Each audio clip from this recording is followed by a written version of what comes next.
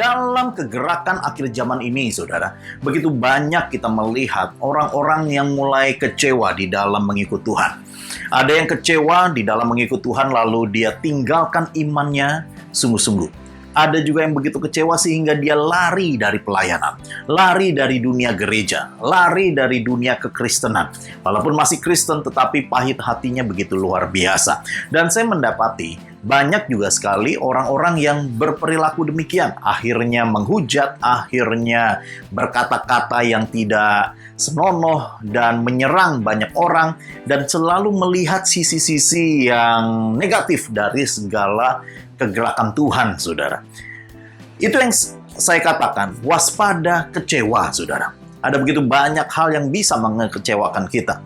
Mari kita belajar dari seorang yang saya sebut namanya, yaitu Yudas Iskariot, saudara. Ada begitu banyak alasan mengapa seorang Yudas bisa kecewa dari pelayanan Tuhan Yesus. Contohnya di dalam Yohanes pasalnya yang ke-12, ya, ayatnya yang ke-4. Tetapi Yudas Iskariot, seorang dari murid-murid Yesus, akan segera menyerahkan dia dan berkata, ayat yang ke-5, mengapa minyak narwastu ini tidak dijual 300 dinar dan uangnya diberikan kepada orang-orang miskin, saudara. Ada begitu banyak interpretasi mengenai hal ini, tetapi salah satunya yang bisa terjadi adalah Yudas melihat Yesus seolah-olah mengalihkan pelayanannya.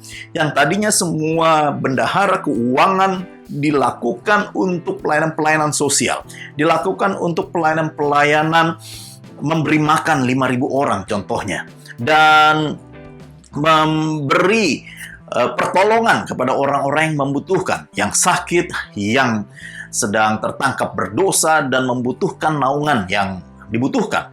Tetapi pada saat Yesus mulai masuk ke dalam saat-saat dia hendak disalibkan, maka peralihan ini terjadi, saudara, yaitu fokus pelayanan yang bergeser di dalam kehidupan Tuhan Yesus. Nah, mungkin itu juga yang menjadi alasan mengapa seseorang kecewa di dalam pelayanan. Ya kan? Ada yang berkata, waduh, oleh karena pemimpin saya sudah tidak lagi setia dengan visi awal. Waduh, oleh karena pemimpin saya sudah tidak lagi melakukan hal-hal yang dulu biasanya dia lakukan.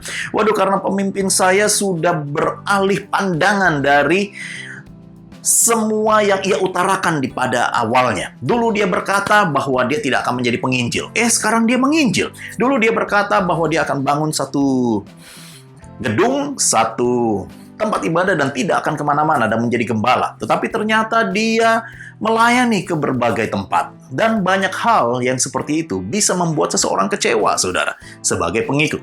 Tapi saya perhatikan, lebih daripada segalanya, mari kita cek juga hati kita, saudara.